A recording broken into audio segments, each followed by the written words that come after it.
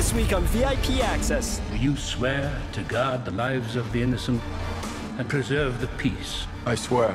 The main event joins the hammer-wielding Norse god Thor on an out-of-this-world adventure. We catch up with our international correspondent Stevie Wong for our first glimpse of this year's Cannes Film Festival. Guide us to the end of time. And we've got the scoop on a forbidden love affair, a teenage assassin,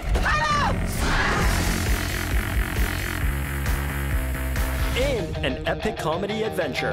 Brother, I don't think you'll need that armor. I will quest the way I like. Here I come. Ow. This quest sucks.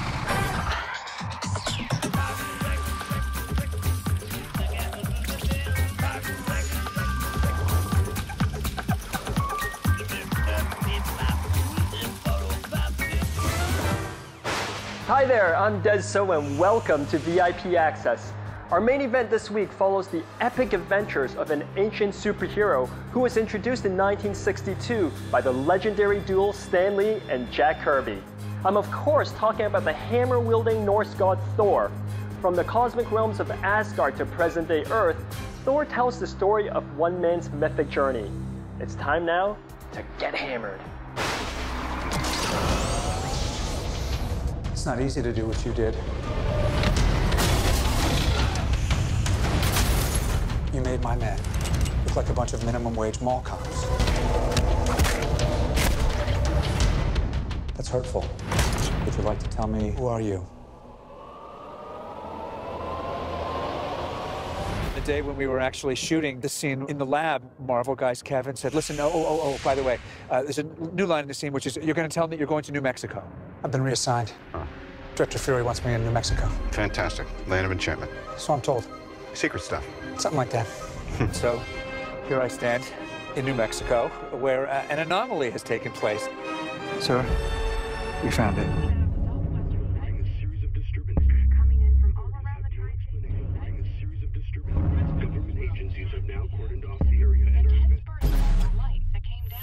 The scene is actually derived from the book that I wrote for Marvel Comics. I wanted to show that the hammer landing on Earth. You are a vain, greedy, cruel boy. And you are an old man and a fool! You're unworthy! And now take from you your power! I cast you out! Working on a picture is an unalloyed delight. It's an epic adventure, and I wanted to direct a film on that scale. Please, open your eyes. Oh, no, this is Earth, isn't it? Where'd it come from? You look at the artwork that the Thor artists have done over the years, you see what is in the books today in the Joe Michael Straczynski series, and that's never been put on screen before. They've taken what I created in the comic and given life to it. There's no higher compliment.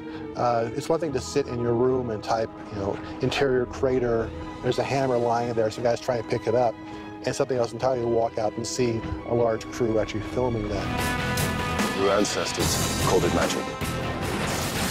And you call it science. I come from a place where they're one and the same. What we're designing now, what we're building with Thor, I think is going to be some of the most spectacular stuff put on screen. I will end this.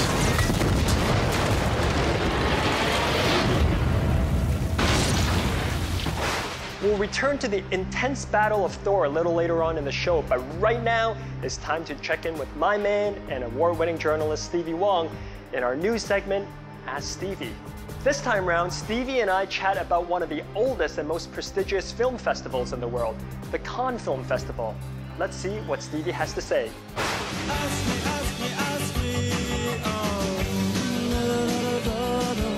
Hey, how you doing, Des? What's going on? Now, Stevie, I heard you're taking a special trip very soon. What's that all about? I'm going to the Cannes Film Festival. This is my 10th year. It is 12 days of just movies. I'm sure since you're going, you're going to have some films for us. What are they? Actually, this is an interesting year because there's been a lot of talk about bringing star power to the Cannes Film Festival, and they are doing that. They're bringing the Pirates of the Caribbean. But the one that I think is really highly anticipated is the film The Tree of Life by director Terrence Malick. There are two ways through life. The way of nature and the way of grace. Terrence Malick is an amazing director, but the man only makes a movie every 5-6 years. He's done stuff like Days of Heaven, Badlands. I mean, these are epic classic films, and this year he's bringing his brand new movie to Cannes. Come on, hit me. Hit me. Come on, son. He's afraid of you. It stars Sean Penn as a broken man in his 40s who looks back at his life because of the things that happened with him and his father, played by Brad Pitt. You know, we don't really know what the plot line, other than what I just told you, is about. All we have is to work with the images of this beautiful, beautiful trailer. When I was looking at the trailer, I mean, it was like part nature film and then part, you know, drama. I agree with you. There is some kind of step back, like the look of life. You know, I think they're looking at big themes this time around. But, you know, definitely this is the most anticipated film at the festival. Guide us to the end of time. Okay, what's our second film? The good thing about Cannes is so many directors kind of had their career built at Cannes Film Festival, and one of them is this guy named Lars von Trier. And this time he's doing his version of the disaster movie, and it's called Melancholia. It's a really strange movie because it's his study about the end of the world, but told through a family drama. It stars Kirsten Dunst, and there's Charlotte Gainsbourg, Kiefer Sutherland's in it. I mean, it's a really interesting cast. Definitely weird because I'm reading the storyline and it says two sisters' relationship is challenged when two planets are about to collide, and you're just like, what? This man has a tendency to put a spin on his film, and last time he did a film called Antichrist, which was his version of the horror film, and it was nothing like a horror film. Who knows what Melancholia is going to bring to the table this time around. Fair enough. Well, how about giving us a third film, Steve? Well, the third movie is less auteur-driven, and it's actually an American filmmaker by the name of Jodie Foster. Is Dad gone? He's not gone, honey. We just agreed that it's better if we don't live together anymore. And she's bringing her movie The Beaver, which is actually more controversial because the leading actor is a certain man named Mel Gibson. I'm sick. Do you want to get better? Who are you?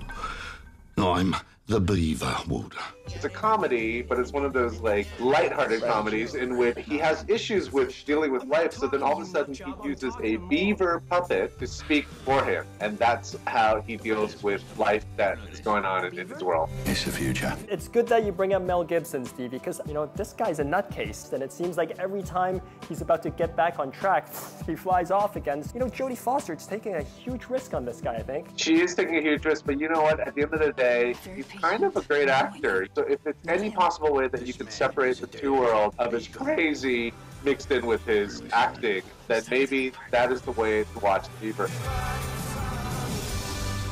Cannes is a place that doesn't judge, and you know, as long as the movie's good, then people are going to be watching it. Well, I'm very jealous, Stevie. I wish I could go with you, but have a great time. Oh, but you know, in a weird way you will be, because I'm going to be covering the Cannes Film Festival from beginning to end, and you can see it daily on the Facebook page, Star Movies VIP Access, where you see all my adventures and my comments about films and stuff like that. Now, you don't have to just talk to me about Cannes while I'm there. You can ask me questions about upcoming movies and stuff, and I'll try my best to answer it. All right, fans out there, don't forget, we have an award-winning journalist right here, so make sure you write with questions. See you next time, Stevie. I'll talk to you later, Dad. Bye.